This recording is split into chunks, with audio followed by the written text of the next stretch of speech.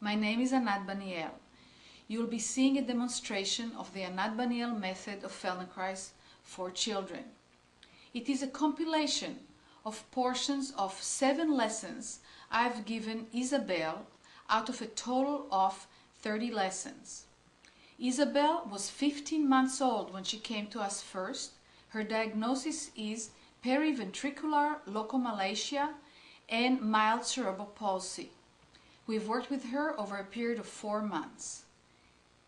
If you want more information about the Anat Baniel Method, you may log on to www.anatbanielmethod.com. This is Isabel, and this is her first session.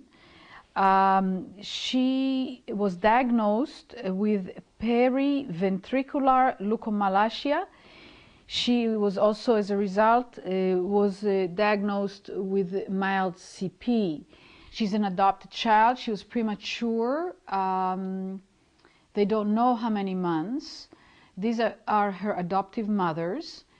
And her left side is quite spastic. The left arm is quite spastic. And when I touch those ankles, there is hardly any movement. They already suggested to put some plastic braces on the feet and ankles, which I asked the parents not to do because I would like her to learn to use her feet and ankles rather than try and keep them in a certain position.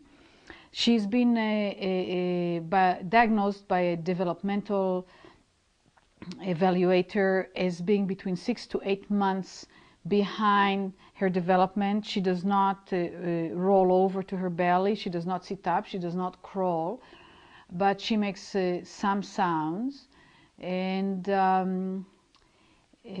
she came in. I took off. You don't see it here, but with very thick glasses, her eyes crossed, and which I took off for the session and pretty much took off. She's not using them anymore. As you can see here, I'm starting with her in one of her mother's laps. She's arching the back involuntarily here, and she has no control in the sitting position and doesn't really have proper control of her head. As I'm working with her, what I have available at this moment is her leg. I know she will not be safe on the table yet with me, so I just access her the way I can. It's hard to see because you see now the ankle is already moving quite freely, so it's hard to understand it unless it is felt. And here I'm putting her foot and looking to see if I can get her lower back to work, which of course it's not. And here she's taking interest in what I'm doing and getting her to reach out and hold her left foot with her left hand, and she moved her right hand. The girl does not really know she has much of a left hand, so I put the 2 hands together, and she has an opportunity to bring the foot to the mouth, which she has not done during her infancy because of the greater freedom she already gained in the hip and the lower back in the first few minutes of the lesson. And as you can see, the left hand caught the foot again, and she wants to do it again. And when it changes so fast, it's very hard sometimes to remember what it was like before. But you see, the moment she goes back, the left arm gets spastic again. And again, I'm not concerned about that. I have, over the past 20 years, realized that the changes are done by approximations, and they just get engraved deeper and wider over time and overuse. And very important for me, you see, when I try to take the knee in, her lower back does not know what to do, so to speak. That means she has no idea how to organize her back, her spine, neck, head in relation to the movement of the legs. So I don't force it because it serves nothing. I go as far as she can participate, and I find another position in which to do it where it's easier for her to do. She's not bearing weight, she's lying down, And you can see the child is listening to what I'm doing by feeling. She's sensing what I'm doing. And I'm showing the parents actually to see how free the ankle has become. And you can see the child is smiling. It's a wonderful feeling. It's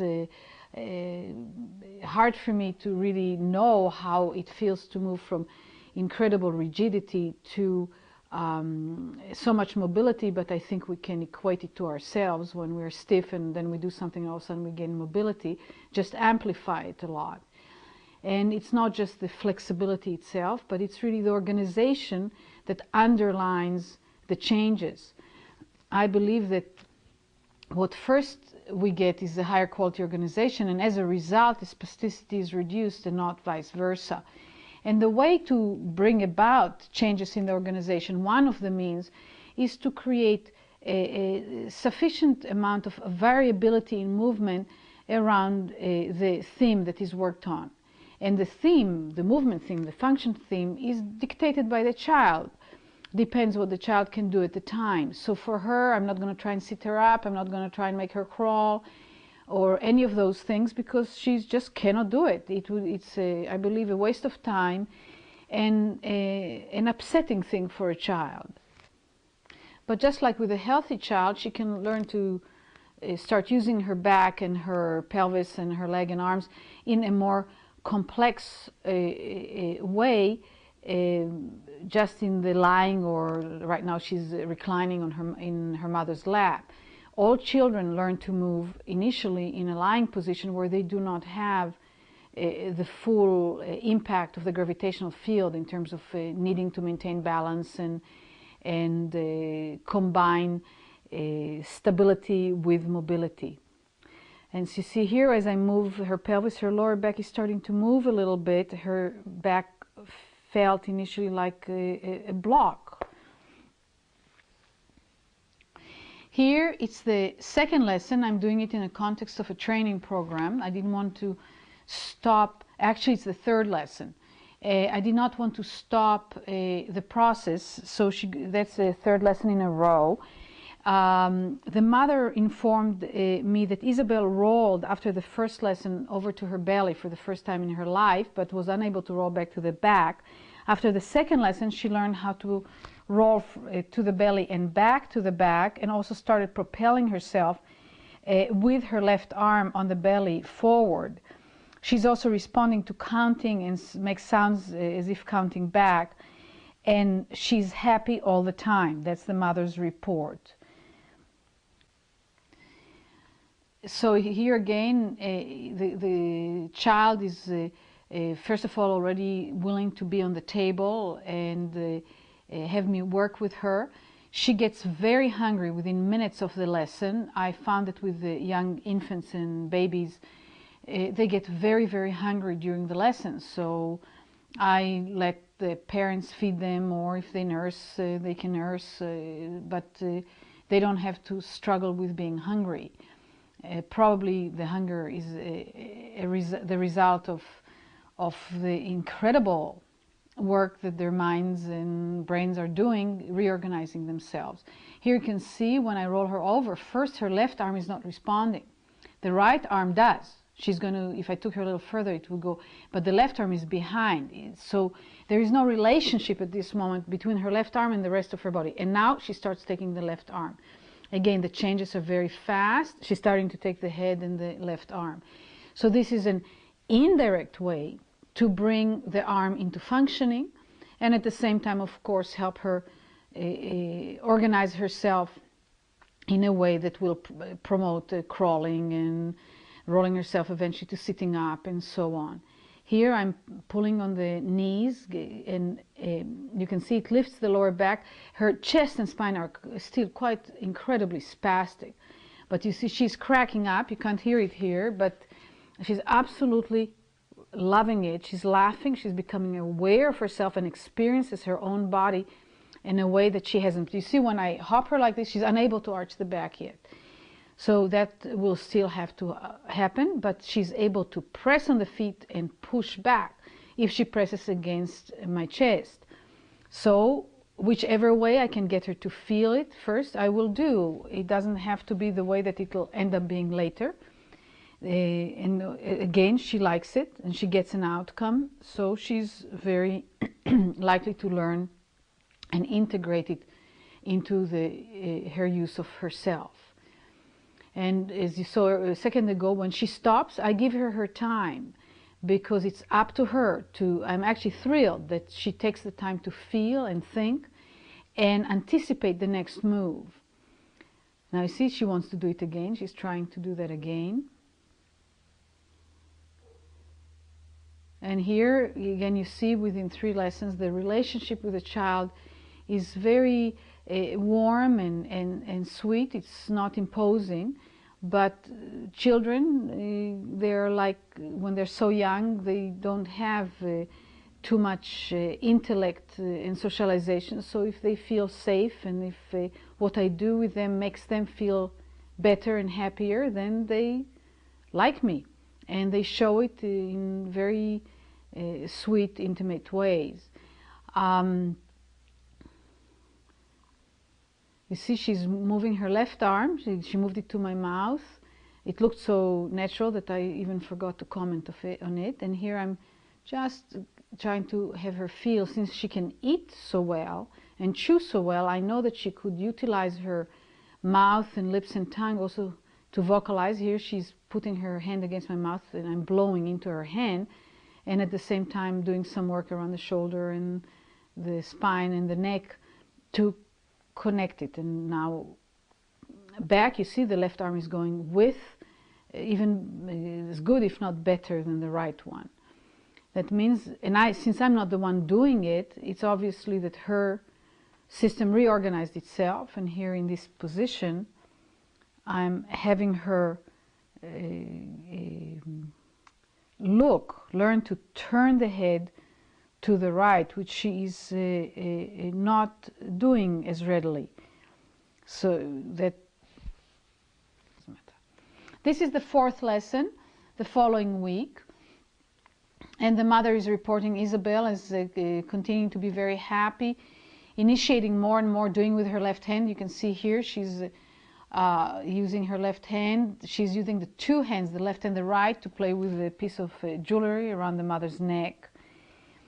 And I continue working on her back, her spine. It's impossible to see, but the level of tonus in the whole back and the hip joints and pretty much throughout the body is still way, way too high. There's like a generalized tonus that makes movement a lot harder for her. And despite that, she's able to propel herself. And here you see the mother put the toy, but it's too far for the child. The goal is too far, so I make it so it's attainable, because all I'm interested is for her to start doing it. In the meanwhile, I'm doing minor little movements with the pelvis to bring it into her awareness, so that she, in the back, so that she utilizes it both to free the left arm and to propel herself forward, which she does at this point. Still takes her time. And here again I'm helping her roll over, and you can see it from another angle where I want the toy this time to be a little further and clearly seen by her. And you see here the left hand is still, she does know how to shift the head over to the right to free the weight of the left arm. So it slows her down, which is fine. Again, my goal is to provide for her the information and the reorganization that will make the movement easy. I'm not interested in her learning or trying to force her to do what she cannot do on her own. This is the first time she's on her knees and in her hands in her life. And of course the mother is very pleased. She can't do much with it yet. She doesn't know how to move from here, but she's able to maintain herself with that distance from the floor. And I'm trying to get her to feel the movement of rocking forward and backward. That means putting a little more weight on the feet, on the hands, and then a little bit more weight on the knees. And as you can see, she tried to propel herself one time, but she's not able to. And if you can see, she's starting to arch her lower back a little bit more, which is essential for her to learn to do, so she can pick up her head and pick up her chest and control the limbs that way. Here I'm adding to it. She has to use the lower back in order to come up a little bit and lean back on the hands. So both she gets to use the back and feel what it's like to bear weight on the hands very, very clearly. And then I use the right hand. That's the easy one for her, so she feels what it's like. And she anyway has inclination to do it there, and then to learn to feel the same thing on the other side. This is a month and 5 days later. This is lesson number 12. I've been working with Isabel quite intensely, and the mother reports that she waved with the left hand for the first time, and she pulled herself up to sitting for the first time. As you can see, she's picking herself up way off the floor quite easily, and uses not just the right but also the left hand to manipulate the music box, which she's completely fascinated with. So we integrate it a lot into the lesson. And as you can see, the arm still is not free in the shoulder joint. I actually find it surprising with Isabel the degree to which she has a controlled intentional movement with her left arm and with her legs, and despite the fact that she still has a very, very high tone. It's a lot less than it was. Here, as you can see, very delicately, I'm starting to roll, twist her from side to side, and she's allowing me to do it without falling like a board anymore. But when I go a little faster, she does get quite rigid and lifts the pelvis the way you see in the air. You see, the hips in the hip joint themselves are not moving properly. The spine and the pelvis are moving quite nicely. She's able to keep the head in the middle, which is essential for crawling, it's essential for walking. But the hip joints themselves are still very rigid, so the movement in the legs is still very limited, the voluntary movement in the legs. But here she can use it to see. She comes on the knees and on the elbows and rocks a little bit. She's not picking up the head higher because she's still unable to arch the back sufficiently. The chest is not mobile enough. But again, judging by the rate of learning and the degree of change that this little girl accomplished in just a month and a few days, I would expect her to continue learning even at a greater rate, because she can already do more. And I would look for her increased repertoire of voluntary movement to help her monitor and bring down the spasticity, not intentionally, but that's how it works. The more we can do something voluntarily in high quality, the less spasticity there is to the muscles associated with that movement, and in general throughout the whole body.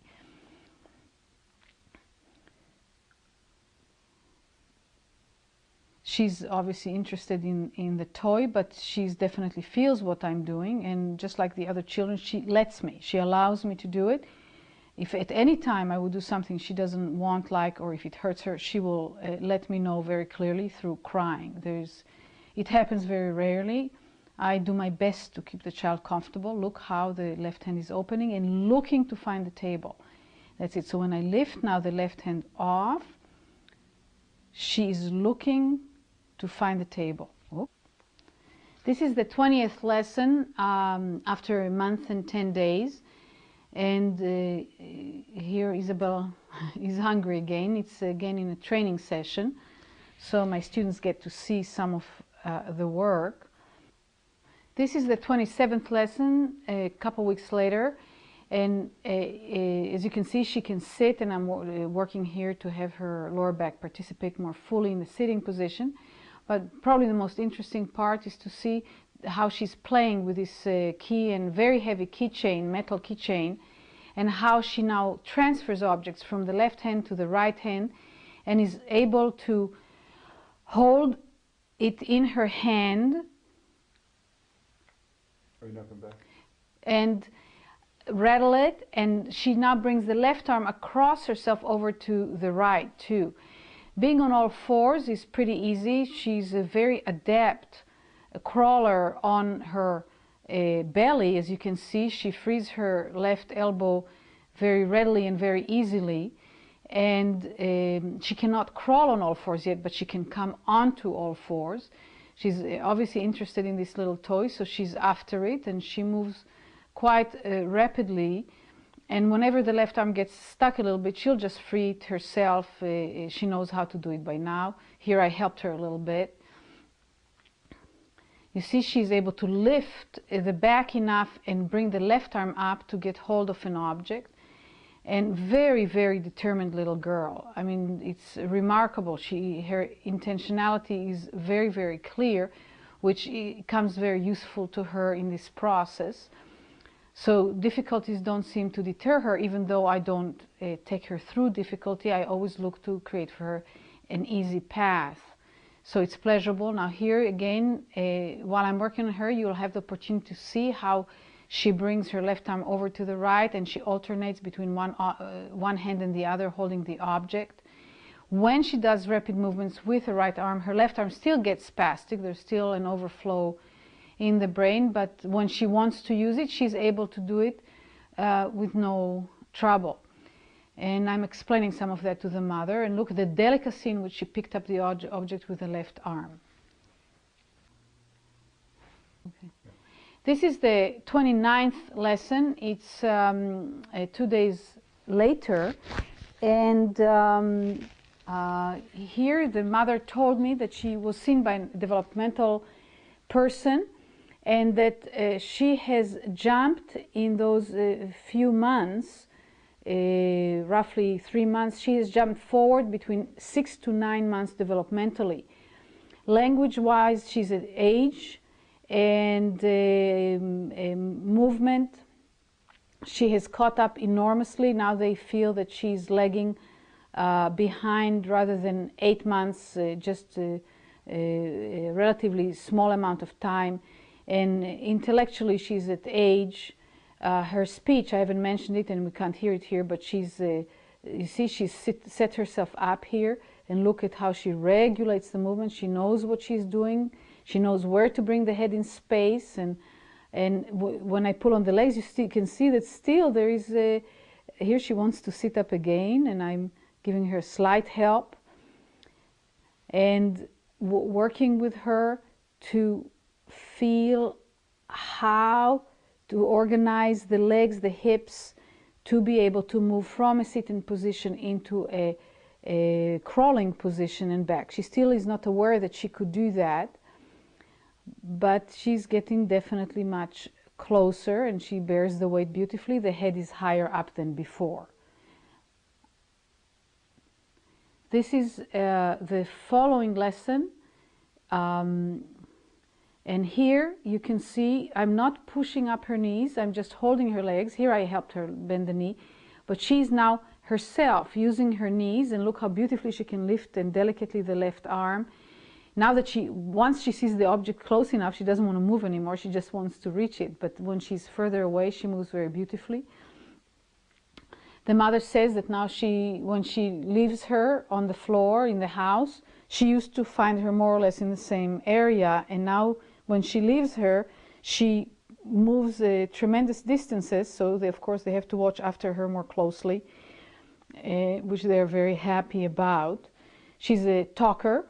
She loves to talk. She doesn't say full sentences, but she says words, and some of them are clear, some of them are less. Look how beautifully she uses the left arm, and how she's able to keep the head up while the pelvis is up. That means there's a lot more organization and mobility to her back. And with Isabel, we're going to continue working.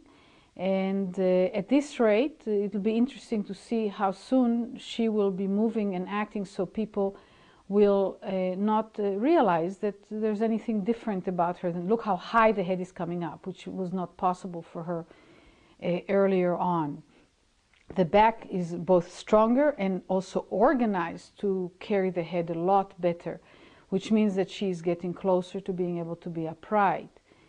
And again, I'm not going to put her standing or do anything before, but look, the left arm now is so high up, that means enormous amount of power and mobility in the back and organization to be able to do that. And here she goes again. The head is up. You see she pulls on the elbows and the head comes up, whereas in the beginning the head was almost on the floor. So he is here within a period of a few weeks. One can see the evolution of the movement and the organization of the head and the ability of the child to organize both thought and movement and action as a whole. See, from each time she does it, she actually does it a little better. You can see it from time to time that she rolls. I'm just touching her legs and giving her a little resistance because the table is very slippery. So she cannot use the traction of her knees without slight resistance produced by my hands. And as you can see, she uses right now, for some reason, primarily the left hand rather than the right one. She keeps using the left hand over and over again, and that, of course, we're all very happy to see. It has become really a part of herself. And here she goes yet once again, and the arm got stuck, but once it's not, the head is now vertical. When she pulls, the head is finally in vertical. And this is something that only she can do through her own self-organization and through feeling that she has faster mobility and more control that way.